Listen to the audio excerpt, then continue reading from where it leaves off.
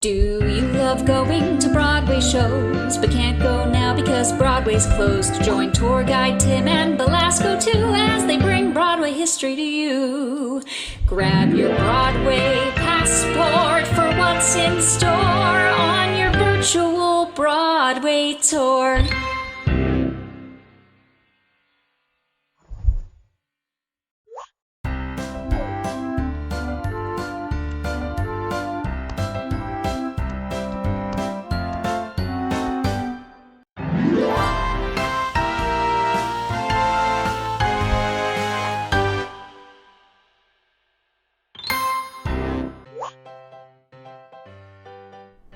"45th Street between Broadway and 8th Avenue was known as the Street of Hits, so it's no wonder that the Shubert brothers wanted Herbert J. Kraft to design this week's theater, the Imperial, on that specific block. Harkening back to the 42nd Street days, Kraft built the body of the theater on 46th Street, a block away, and added a block-long lobby with a slim entrance on 45th Street, so it appeared as if the theater was built on 45th. Utilizing mirrors and beautiful chandeliers to distract theatergoers, the ruse was effective, and the Imperial has been one of the luckiest Broadway theaters since it opened on Christmas Day in 1923. When it opened, it was the 50th theater the Shuberts had built in New York City since they opened their first, The Lyric, on 42nd Street in 1903.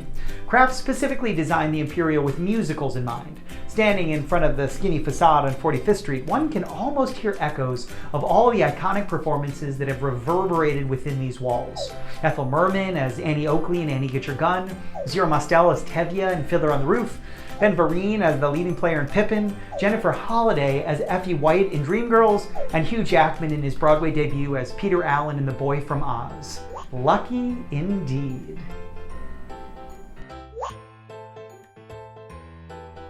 In 1972, one of the Imperial's biggest hits would move in for a 4.5-year run, Pippin. The show created Broadway history in a unique way. After opening to mixed reviews, Pippin was struggling at the box office. Looking for creative ways to sell tickets, choreographer and director Bob Fosse had the brilliant idea to utilize a television commercial, the first show in Broadway history to do so. Condensing a 2.5-minute dance segment of the Manson Trio into 60 seconds, the commercial featured leading player Ben Vereen, who would win a Tony for his performance, and dancers Candy Brown and Pamela Sousa. With a free minute of Pippin, it enticed and encouraged viewers to head to the Imperial Theater for the other 119 minutes live without commercial interruption. It worked. Ticket sales surged and audiences flocked to 45th Street. The only problem? The commercial choreography differed from what appeared live in the show. With many audience complaints, the show was re-choreographed to match the television commercial exactly and received thunderous applause every night thereafter. The show ended up grossing $3.5 million on Broadway and was eventually successfully revived again in 2013, right next door at the Music Box. With the good luck that adorns the Imperial, many shows have settled within its hallowed walls for long runs, but none longer than its current record holder, Les Miserables. From 1990 to 2003, the convicts, prostitutes, and rebellious students of 19th century France filled the dressing rooms donning ragged scraps and layers of dirt.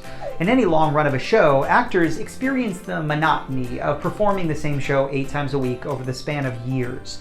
This Groundhog Day feeling of boredom can often lead to mischief on stage and backstage, mostly unseen by the audience. Andrea McArdle, best known as the original Little Orphan Annie, was a replacement for the role of Fantine in 1993.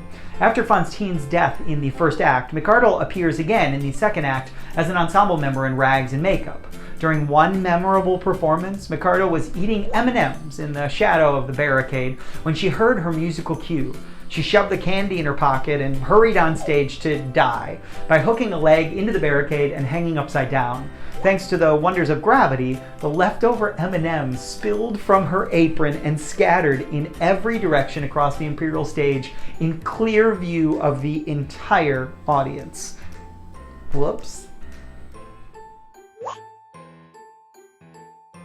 In 2016, after a gestation period of 4 years off-Broadway and at the American Repertory Theater in Massachusetts, Natasha Pierre and the Great Comet of 1812 officially made its Broadway bow. After premiering at the Ars Nova, a small proscenium theater, the second staging was reconstituted with environmental staging in a tent. Upon entrance, guests were greeted with dinner tables, ramps, and playing spaces scattered throughout the Russian Supper Club design, and were encouraged to order dinner and drinks. After proving successful in this capacity, the fate of the show remained uncertain, as none of the Broadway theaters available seemed an easy fit for the same creative tent staging. In 2016, the Imperial Theater was secured and $14 million was raised so the entire proscenium theater could be renovated.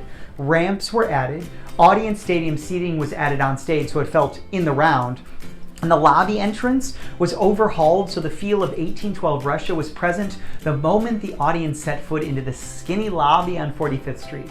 With the completed installation of Mimi Lian's set design of the Great Comet in 2016, the Imperial was nearly unrecognizable. And when the show closed in November of 2017, the theater was returned, per the standard Broadway contract, to its original proscenium design, with future audiences none the wiser. Hello. Happy Saturday noon on Broadway. The cheers in New York City right now with the announcement of a new president-elect and the first female in the White House, the first female person of color in the White House. New York City is cheering. It's alive. It's well. It's a gorgeous day. There's hope on the horizon. I love you all. Happy Saturday noon on Broadway. This is a little different. The environment in which I'm coming to you in New York City feels a little different. So I hope wherever you are, there is joyous cheers echoing and car horns echoing in your neighborhood. I hope this was the outcome you hoped for. I think I don't know. I just can't stop saying the word hope. There's finally some hope in what has been a crazy 9 months of our lives. And so maybe, I think there's still a long road to come until January 20th. But today, the world to me is full of some more green hearts and some hope. Welcome to your Saturday Noon on Broadway as part of our Virtual Broadway Tour Series. Every week, we're coming to you live with someone who's worked at the theater we're featuring that week. And this week, we are joined by the incredible, the talented, the nicest human you've ever met, Correy West from Ain't Too Proud and Nice Work If You Can Get It at the Imperial Theater. For those that aren't familiar with me or Broadway Up Close, my name is Tim Dolan. I'm an actor, owner of Broadway Up Close walking tours in New York City. We do tours of the theater district. Since 2010, we've hit the sidewalks of Times Square, telling you all the things you didn't know that you really want to know about the 41 Broadway theaters, history, ghost stories, fun facts, all told to you through me and my green team as your eyes, your windows to the world. All of us are actors and stage managers talking about our crazy, theatrical, insane lives here in New York City. We have 5 exterior tours. In October of last year, we opened our Hudson Up Close tour, which was a dream come true, getting the keys to go inside the oldest Broadway theater. So we've been doing those tours since October. Unfortunately, because of this thing that I'm sure you've heard of called COVID-19, those tours are closed, as is Broadway. But our exterior tours, masked, socially distanced, those are back open. So if you're local, if you find yourself in New York City, I hope you can join us for one of those. The weather recently has been beautiful. I never envisioned a world of New York City without Broadway. To me, they're two words, New York City and Broadway, to me are intertwined. They're wherever one goes.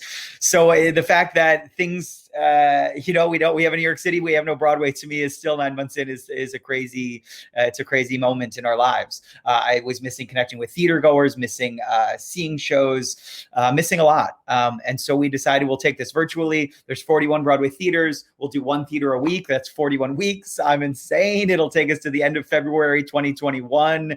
And then maybe we'll finish this right after a new man and a new woman walk into the White House, which is crazy.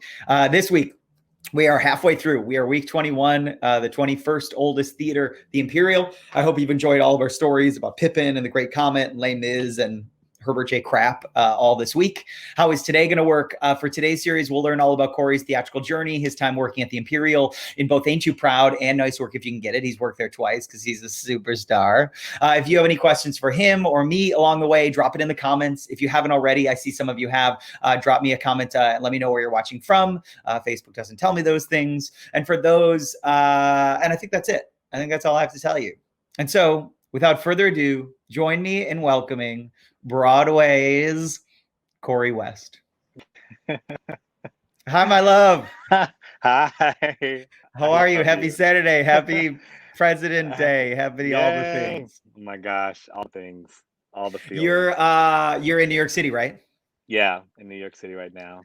The cheers are Yeah, crazy. The horns are crazy. It's crazy. yeah. I'm down in the Flatiron district, so it's right down like Madison Square Park and the Empire State Sure. Building, and so there's lots of noise and excitement that's going on. Literally, you probably will hear it outside my window, but It's yeah, wild. it's so exciting.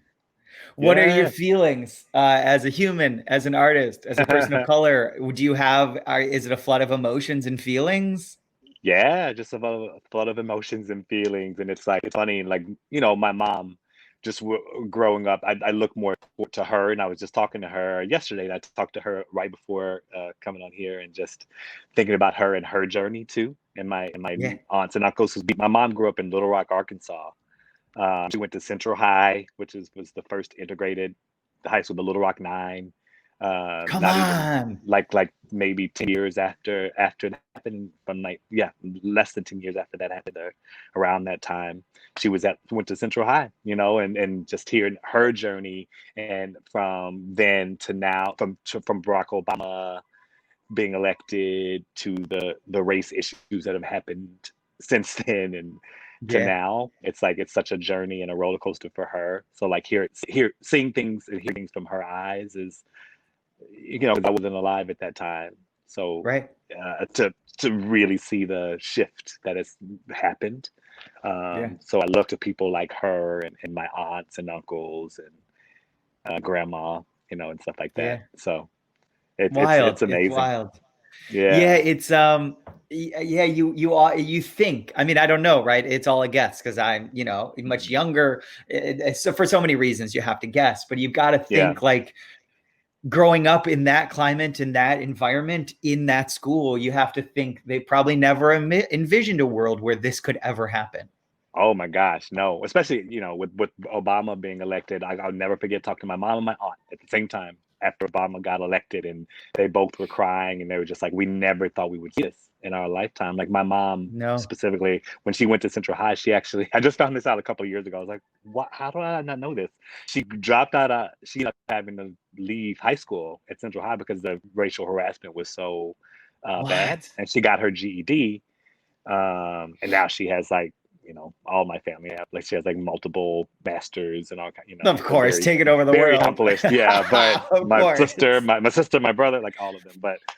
And I was like, I'm like, I cannot wait to get out of college, and I'm not going back. So Correct. You're like, I can't um, wait to sing and dance and not do any of exactly, I just want books to move to New now. York and sing and dance, Correct. but yeah. So hearing that story, and the hope my mom had from Barack Obama, and the hope that she has now, Yeah. is pretty like inspiring, and awesome, and just for our Yeah. business too. What Oh we my do, like gosh. it's Yeah. Yeah, it's everything. yeah, on every level. Yeah, I remember traveling overseas, when Barack Obama was elected and I was vacationing, who knows, somewhere, Spain or something. I felt very fancy in the moment.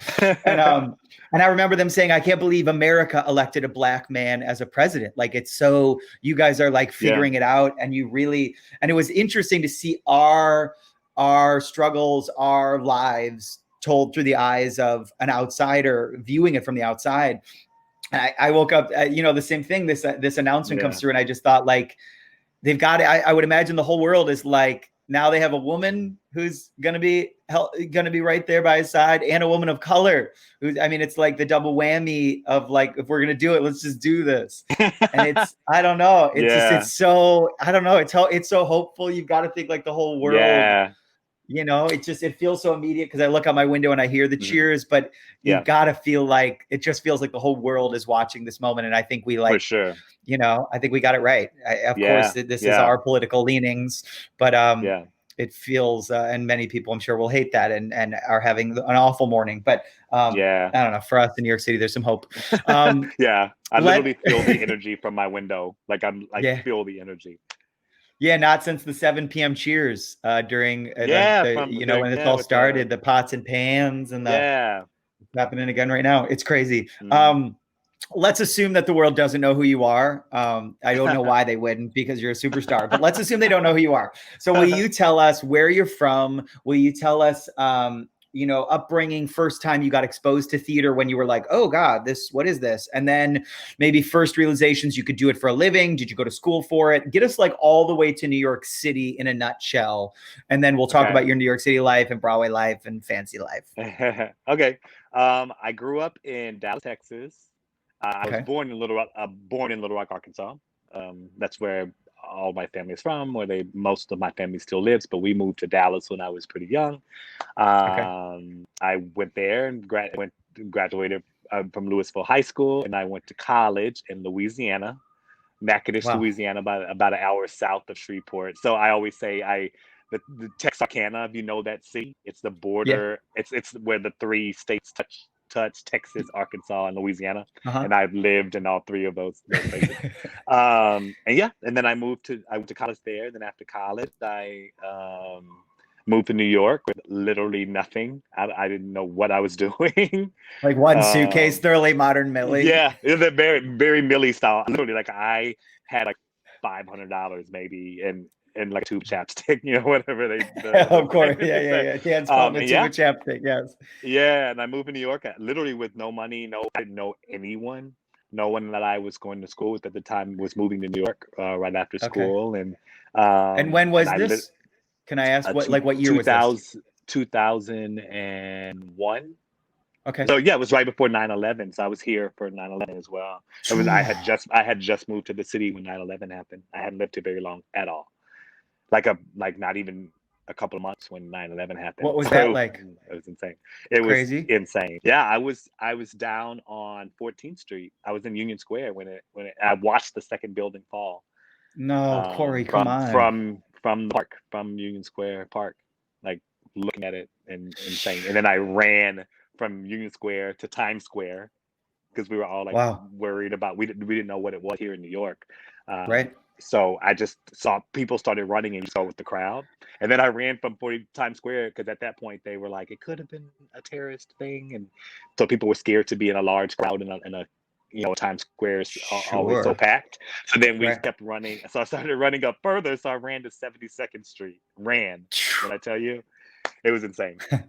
But it was a really crazy time. My mom was very scared because I hadn't lived here very long, and at that time, at the Times Square, or the towers had the phone towers at the top, so no one could really use a phone. So my cell phone wasn't working, and you couldn't use a payphone because the lines were like everyone was trying to use payphones. So I could get get a hold of my family for like more than a day or so. They were flipping out. Oh my gosh. So that was my introduction to New York, and I lived in a youth hostel up in Fort Washington, off of Fort Washington, 181st Street. Wow. With like no one spoke English. I didn't have a job at that time. Come on. So then what, you get here and you're like, I'm just gonna start auditioning. Yeah. I was like, I'm gonna get here. That was my main focus, auditions, and well, actually, I lied because I did know a couple of people. I worked at Hershey Park the summer before I moved here. Right. You're like, let me edit this narrative. Yeah, let me edit that before you go on. And people like, yes, there's some holes in your story. So wait a minute. So there were a couple of people I did know because I worked at Hershey Park the summer before I moved here. Great. And one of the guys that I work with at Hershey Park actually helped me get a job at the New Amsterdam Theater. I worked as a merchandise person at the New Amsterdam Theater. That was my first. I didn't know that. New York. Oh, you know that? Yeah. No, what was that? It was still 2001 would have been what? Lion King still? Lion King. Yeah, Lion King. Yeah. Wow. So I did Lion King there, and I worked there doing merchandise. It was my job, and everybody else that worked there, they were all performers as well. And I just was like, I'm gonna jump head first in auditioning, and that's what I did, and it was insane. Yeah, crazy. And then, what do you think was like your first moment of realization that you could do this? Someone would hire you. You are talented. That moment of validation. Maybe it's your first audition you book. Maybe it's your first moment of booking a big show. What was that for you? It was the first job that I booked, and it was interesting because I had this choice to make, because at that time when I first moved to the city, all the tours, the national tours that were going out, they were all union, they were all equity, Right. and that was when the tours were starting to go non-union. I was going to say Right at that 2001 time. with The Music Man was the first Yeah, one. I mean, yeah. that was the first one, and that's exactly when it happened. So right. I was in this weird place because I had always heard like, oh, get your equity card, but Sure. I ended up getting a TheaterWorks show. TheaterWorks is a Okay. children's theater show, and a lot of performers have gotten, that's because if you work there, you automatically will get your equity card. Yeah. At that time, I don't know how it is now, but I think it's still that same opportunity, I think. Yeah, because the people that I work with, some of the people that I work with, like Derek Baskin was in my show. He had just left Ain't Too Proud right before things shut down on Broadway, but he was nominated for Tony for Ain't Too Proud, and we did that show together. So we had known each other for that long. Yeah. Oh damn! I didn't know Yeah. you've known him that long. He's a star. Yeah. He's a star. Yeah, we go way back. But so I had to make that choice, but then all the tours were auditioning, and I had gotten a couple of those tours. Gotten cast in the non-equity Rent tour and the non-equity Ragtime tour that were going out, and then I also got this TheaterWorks tour, and I was like, oh, but I think I'm gonna go with this because I can get my equity card, and Dang, I didn't know this. yeah, but I didn't have a resume. So, but I was like, right. I just knew, I was like, I'm gonna get I'd always heard, get your equity card. So I got it. Right. And then looking back, I'm like, oh, I kind of wish I would have done some of those tours and gotten that experience before I you would have killed in Rent and Ragtime. I mean, you would have killed in both of those, but but I was like, I want to jump into this pool where I'm now competing against the like best of the best, which that was really scary, but so then you do. So now you're in this different pool. Was there a moment of like, ooh, this I should be singing 525,000, or was it like, oh no, I booked a show pretty quickly, it was great? No, I mean there was definitely, I didn't book a show like pretty quickly, but there was lag time. But now it was interesting. I feel like I really paid my dues and followed the steps of of how people get to where they are, which makes me appreciate it that much more, because I definitely went through. I got my equity card. I had no experience, but a TheaterWorks show, and I was going to these. Now I can go to open calls, and I could go to chorus calls and stuff like that, and principal appointments, principal calls. But I was not. I'm going to these calls, and I didn't have an agent at that point. And sometimes if I were to get a call back, then I'm at a callback with these people. Like, oh, I saw this person at that time in I saw this person in Beauty and the Beast. I saw this person. Like, I'm looking at these people that I'm auditioning against that I've seen in multiple Broadway shows at this point. Right. So that's really daunting and really intimidating and really scary, and that made me second guess myself a little bit. Like, did I make the right decision? Like, how am I going to get this show? Naturally would, right? Yeah. Like, how am I going to get this show if I'm competing against, that guy who was great in Aida? I saw him last week. Yeah. Right. I remember watching him and being like, he's amazing.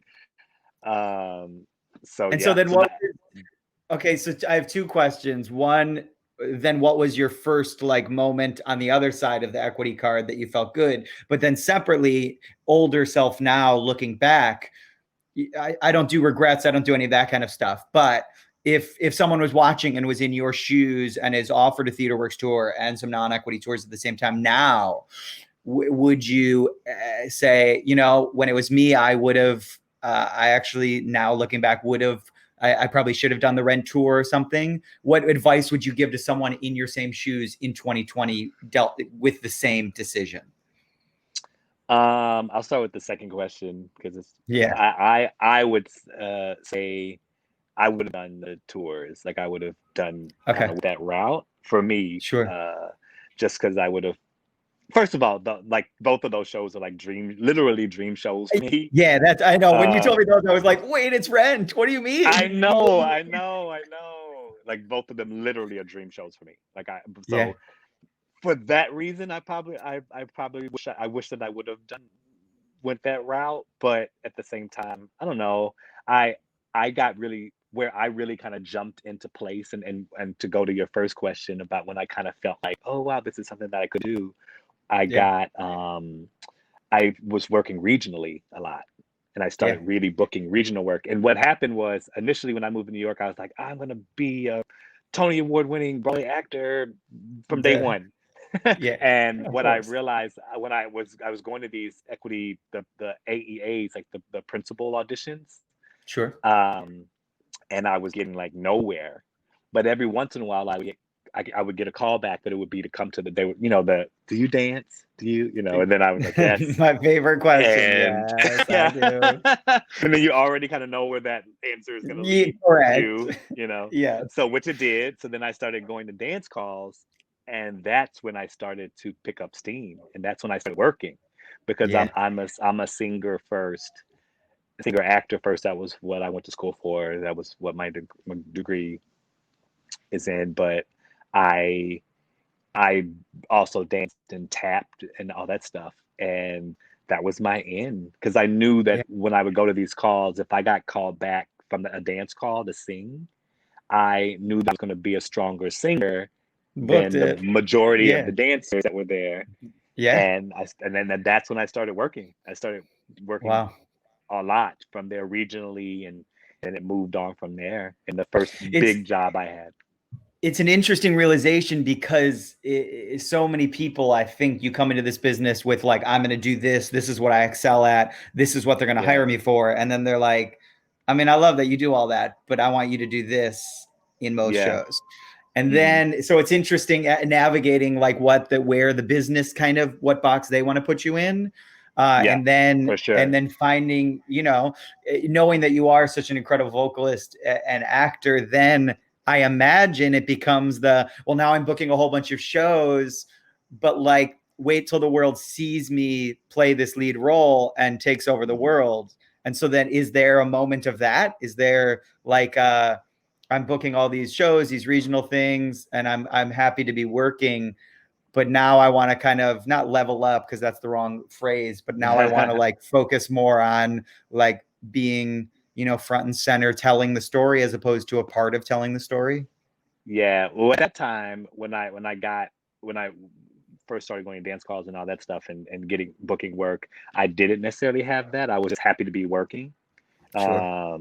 And actually, I know we maybe cut to this later if we go through everything I've done, but I did the tour, the US premiere, the first tour of Love Never Dies, the Phantom of the Opera sequel, That's right. Yeah, which yeah, yeah, obviously yeah. you know. But Yeah. and when I was doing that show, that was when I was like, I once I'm done with this, I kind of wanna uh want to kind of step up, and like you were saying, and just kind of, I want to start playing roles, and or at least understudying roles, and moving in that direction.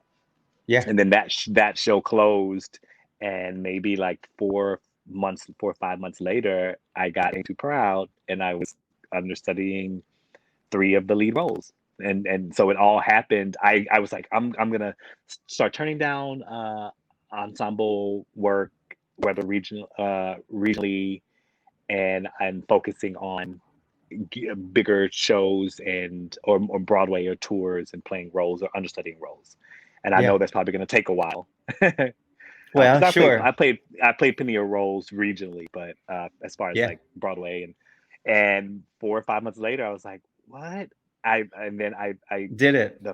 and then the first part that I played in Ain't Too Proud, a few months later, I was playing a principal role on Broadway, and it was insane. It was insane. I have to say, it's been fun I've known you now a couple years. You've been for those who don't know, he's also, when he's not the most employed person that ever was employed, he's also a tour guide on my green team. Yeah. If the one time a year I can get him to get on the I know. sidewalk for me in I a always green feel so shirt. bad. I always feel so bad, because Oh, please. I'm doing like tours, and I'm like, Tim. So what had happened was, I'm gonna be gone for. Correct. You were like, how long? You're like, a year. I was like, I'll come and see you in Michigan.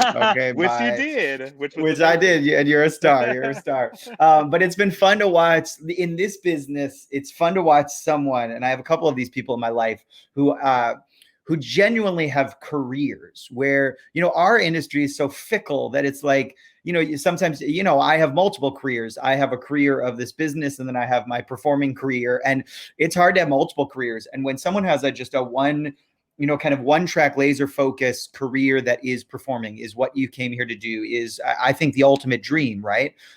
It's really fun to watch someone navigate that. And especially you're so genuine, you're so nice and so talented. So it's been fun to watch that from like, when you say, I remember us sitting in Times Square and you'd be like, I think I really just want to focus on, telling the story more front and center as opposed to being part of the story.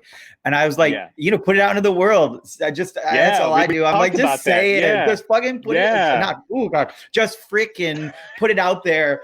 Sorry. Just put it out there, and oh god, we'll like bleep that, or I don't know. I've never sworn on a live stream, so here we are. Listen, Joe Biden is president. So correct. It's all bets are off. You can hold on to that excitement for now. Correct. Yeah. And then I get this text. You're like, I'm not going to be doing any tours soon. I'm walking over to the Imperial Theater. I'm going to be in Ain't Too Proud. I'm covering these people. And I was like, well, oh my gosh, Corey West. I think I'll take you off the tour schedule. I think I ran over to you at the I went by the booth in the gift shop. Many times like since I did the show. But yeah, it all happened so fast. Like I got the show and then I started rehearsals 2 days later. Yeah. And then you were like, it's life is crazy. Okay, so let's talk. You've done a million shows. Give us like tell us what was your Broadway debut? Let's do these like not rapid fire, but Broadway debut. South Pacific. This is perfect. Okay, so Caitlin says, "Hi Corey, I see you were in South Pacific. Good timing, Caitlin. Nice work. Yeah. How was performing at Lincoln Center?" I love that theater. It's amazing. If I don't know if you guys have been backstage at many Broadway theaters, but they're old, which is amazing. But at the same time, it had its own set of issues. But the Vivian Beaumont at Lincoln Center is new. It's newer. I think they renovated it in the 80s. Is that right? Yeah, it was. I think it was built late. Right. I think it opened late 60s and then has had many. Many renovations. I know they had done like the renovations that had led up to when I did South Pacific there. I think it was when Patti LuPone did Anything Goes there. 87, 86, that's 80s, yeah. So it's so nice, and I loved working there. The space is huge. I love the green room. The men, there were 18 men in that show. Men in the ensemble in that show. There were a lot of us, so we were all in one dressing room. In this one area, but then all the leads were on the level that the stage was on. We were down below the basement, and those dressing rooms were freaking amazing. They had bidet toilets, heated toilets with chaise lounge, chaise chairs. Really? Like they're so fancy. Come on. So I had my friends that I used to hang out. I would hang out with some of the girls in there, and the girls were upstairs. The girls were upstairs as well because there were very few women, the nurses. I was gonna say there's like 4 or 5 of them. Yeah. They were so little. So a few of them. So I would hang out in their dressing rooms and use the bathroom in their dressing rooms and lounge in their dressing rooms. And you were like, "This is Broadway, ladies and gentlemen." Oh my God! Made it. I've arrived. People would always tell me that in the show, like people that have been in many Broadway shows in that theater, they're like, "Corey, don't get used to this because this is not how this goes." And then since then, now performing in other theaters on Broadway, I can confirm that. You're like correct. Yeah, exactly. You are correct. And then nice work. If you can get it, was your second Broadway show? Yeah. And that was obviously the Imperial. Yep. And 1923 Imperial, so a little bit older. Yes, man, we were, and then another thing. Well, we didn't have the Vivian Beaumont doesn't have an elevator, but it's not as tall as these other theaters. So right. And doing nice work, we were on the 5th floor of the walk up of this, and they're like pretty steep floors. So climbing up and down that 8 shows a week, it was insane. Like once you went downstairs, you were downstairs for the show. Correct. You were like, I forgot my water bottle. I'll get it after the show. Yeah. Crazy. Okay. And then go ahead. Oh no, I was gonna say, but what was cool was in nice work, Kelly O'Hara was in that show in her dressing room. and Matthew Broderick was on the second floor, but Kelly's dressing room's on the first floor. And she would always keep her dressing room open. So when she was on stage, a lot of times we would be in her dressing room. That's where people would have their laptops or whatever, the girls and the guys, and we would just hang out. That show was so much, the cast. I mean, I love all my cast, but my cast was so amazing. We were so close, and we loved hanging out with each other and being around each other. So we would all just hang out and laugh and goof off and joke around in her dressing room, right off the stage. And so you did it with Kelly O'Hara. Did you do it with any of Kelly's replacements? Because Jessie Mueller took over, Jessie Mueller, right? Yeah, I did it with Jessie as well. She was both of them were amazing. But and Matthew was there the whole time. I was a replacement in that show, but I did most of the run. So I was there for pretty much Who did you replace? Robert Hartwell. I knew it. I knew you were going to say that. I was like, you're going to say Bobby Hartwell. I know you are. And he is, oh my God, I freaking love that man. He's so amazing. Yeah, he is taking over the world. If people don't know Robert Hartwell and the Broadway Collective, go Google it, and you'll be like, how did I not know about this man and this thing that he's creating? He's so taking over the world. Oh my gosh. Houses everywhere. Like, I'm so proud of him. Just taking by him old houses and my everything. You're just like this. He's killing it. Yeah, everything he touches turns to gold. I ran into him on the street not too long ago. We were like, Because then what was amazing was when I got nice work. I don't know how people know this, but I guess now that I've done shows and when a replacement, when someone's leading a show and they have auditions for a replacement, I don't know how he found out so fast, but as soon as I got nice work, that evening, I get a message from him, like congratulating me.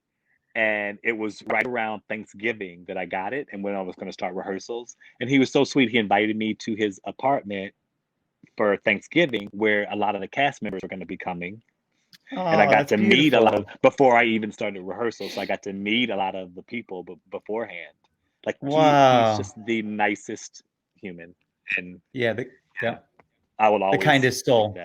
Yeah, the kindest soul. Yeah, that's it's those beautiful little gestures where you're like, for a new coming into a cast that's already solidified, and it sounds like it's pretty tight knit. Like a gesture like that gets you in smooth sailing in there, which I love. Yeah. And I ended up crazy. I just adore that cast, and that set the stage for me jumping into it. And as you know, it's always hard being a replacement in a show. Oh, it's the trickiest. You're navigating so many different, relationships that have already been formed. You're stepping into someone's shoes, and they're doing it a certain way, so you want to honor what they're doing, but you're like, I'm not that human. So exactly. It's in the long running show. I mean, that was what I experienced in Altar Boys, was like, you have a little bit of freedom, but like, don't. And you're like, well, I don't know if you've met me, but I'm gonna kind of do what I do. Sorry. And it's funny because as you know, I'm in a swing. If everyone knows what a swing is, but I've been a swing. Our people are all experts. Yeah, that's true. And then I've not been a swing. So nice work. I wasn't a swing. I was track in the show. Which makes it a little easier to be a replacement as well. Coming into a show, but. Yeah. Okay. So then with Ain't Too Proud, this was a question from Theater Lovin' Tom, who we love, who I think is watching. But this is he put it on Instagram. He wrote, what is the most challenging aspect of covering each of, well, he spelled of right. I did not. Each of the three temptations you cover. So you get Ain't Too Proud. Tell us what you do in Ain't Too Proud. And then tell us if you have any thoughts about Tom's question. Okay, so first of all, Ain't Too Proud is the hardest show that I've ever done, the most challenging, but the most rewarding at the same time. I freaking love it. So I am a swing in the show, but typically in shows, swings don't necessarily cover the lead. It happens sometimes, but not typically. Typically, the understudies are people that are in the ensemble, and swings do what they do. But anyway, so I covered 3 of the leads. And I also understudy 4 of the ensemble, but they're not really ensemble if you guys are the show. Everyone is featured.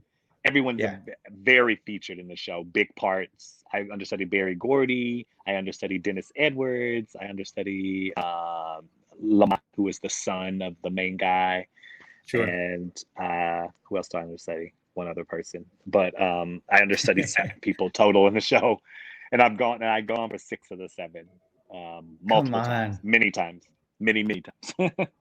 That is crazy. Yeah, it's insane. But and so, what is the most challenging of like the 3 temptations, where so much of it is the same but in a different, right? Yeah, it's the choreography. There's so much choreography, and it's very intense and it's very specific. And I'll say just 2 of the parts that I cover, they mirror each other on opposite sides, and that's the rub there. That's the hard part. Is they literally will do the opposite thing throughout the entire show. And that's the hardest part, is keeping. And also, the lines are actually kind of fine, like doing the lines, though, even though they overlap, because those 5 guys are together all the time, the entire show. But it's the singing parts, because they all do different lines. And there have been times when there's been silence in one particular part of a song. And duets in parts that were not supposed to be duets. Yeah. Oh my God, all the time. When I tell you that, Tim, and not just with me, but all the swings. It's hard because you're like in Can't Get Next to You, which is the opening of Act 2. The lines switch really quickly, so you have to really be thinking like, oh, I'm Eddie Kendrick tonight, so these are my lines. But then when you're doing it, and I'm like, oh, I'm Paul Williams, and then Eddie's part comes up, and then you're thinking you're Paul, and then it's just silence. That's happened many times. And it's just like, and then you're like, and then in your head you're like, I can't come in the middle of the phrase. Like, what do I do? Like, what do I mean? Do I just let it slide? Do I just let it? Okay, I'm just gonna let it pass, and then hopefully the audience didn't notice that. We're just not gonna talk about that. It was a dance break. It was a dance break.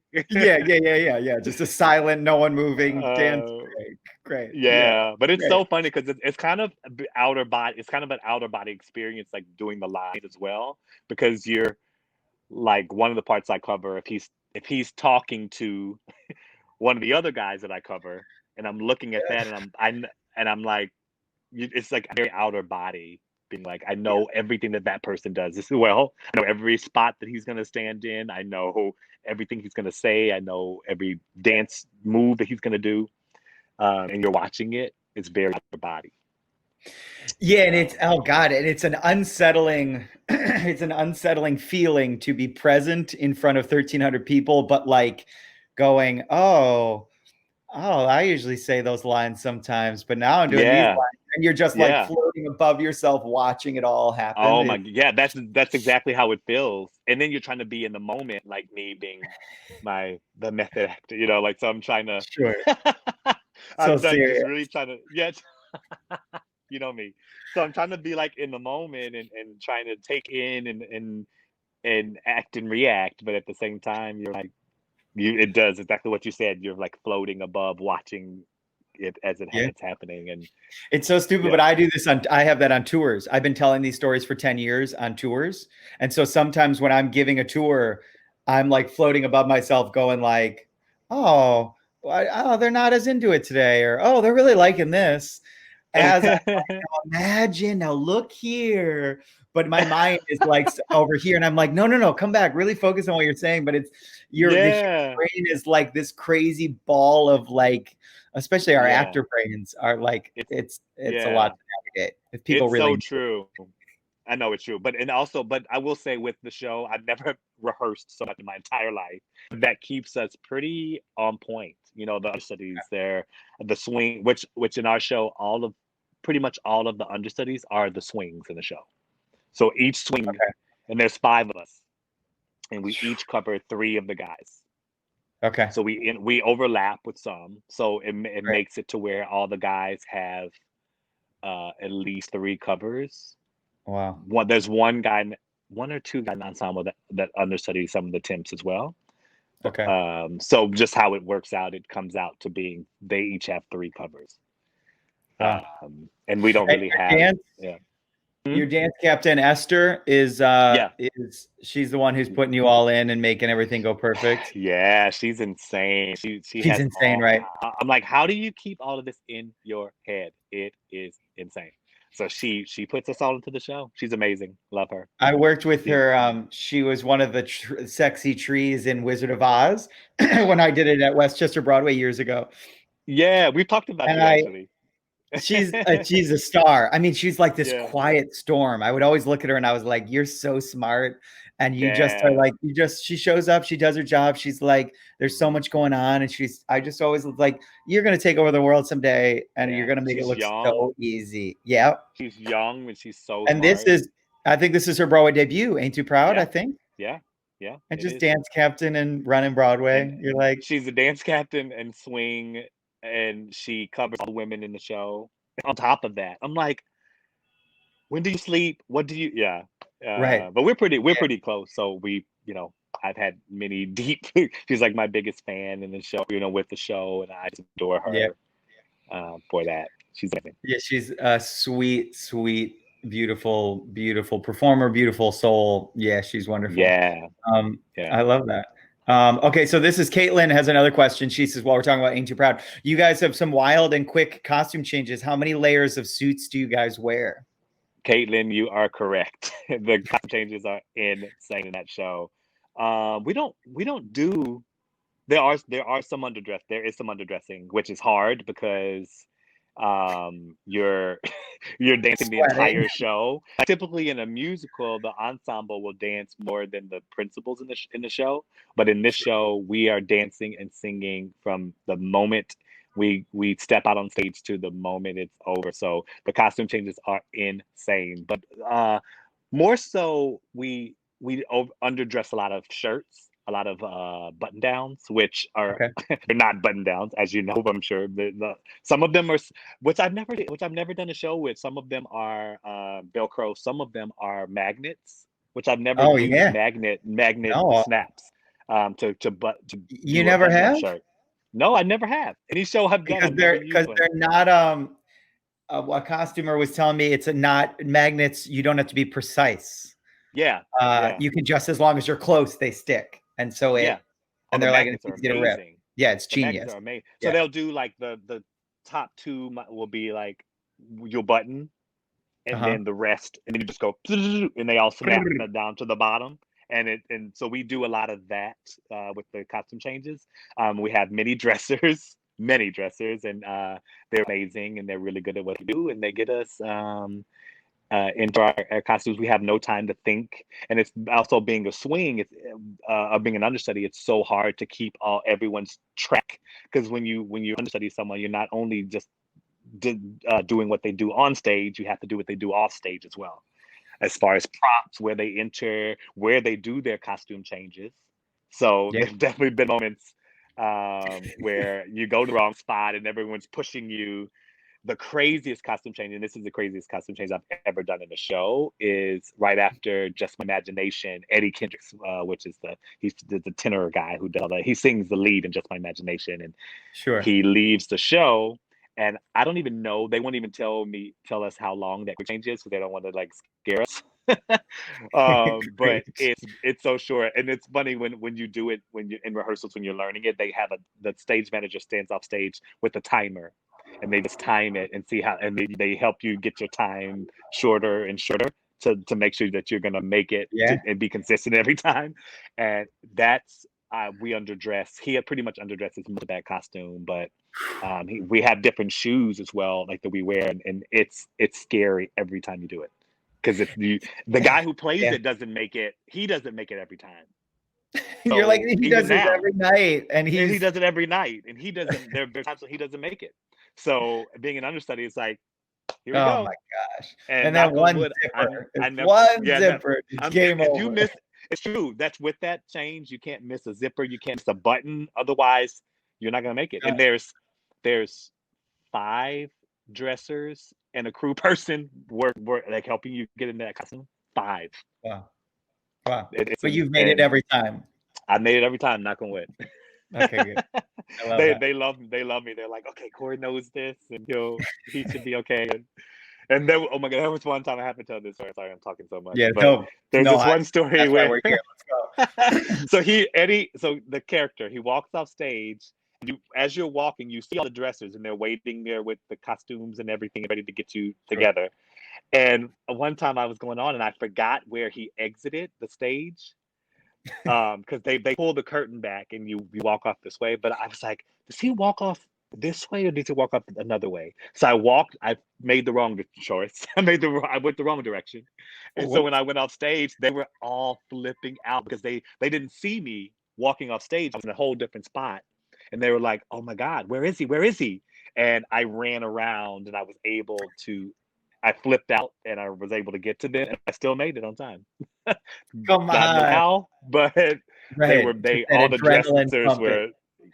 dressers were flipping out. I scared all of them, but God, it's yeah.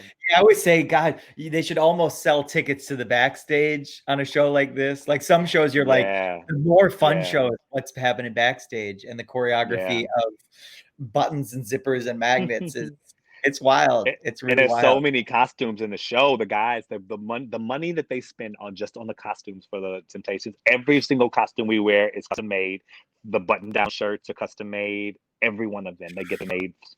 So the money that they spend the costume, because it spans so much time. Starts in the 60s, then it goes to the in the 80s. You know, Act 2 starts in the 70s, and so it spans so much time. We're wigged. The wigs are crazy. Luckily the Temptations, the Temps don't change wigs, but every other character does, and those are insane as well. Trying to get into a wig on top of, especially as a guy, we don't typically have wigs in shows. So in my life, multiple wigs. Right? Yeah, you're like, what? What are we doing? Hairspray? What's happening with exactly? Like, how is this working?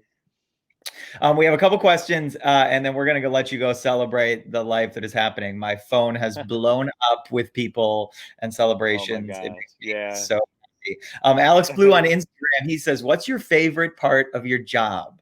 And I love that he calls it job. I love when people say I'm going to work and they're walking to the Imperial Theater is my favorite. You're like, going to work. Broadway.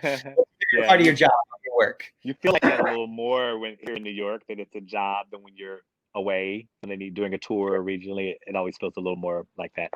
My favorite part, I love so much about it. Like I love the family aspect of it. Like I love the I love that. I love the audience. I love feeding the energy that the audience and my favorite part of the show.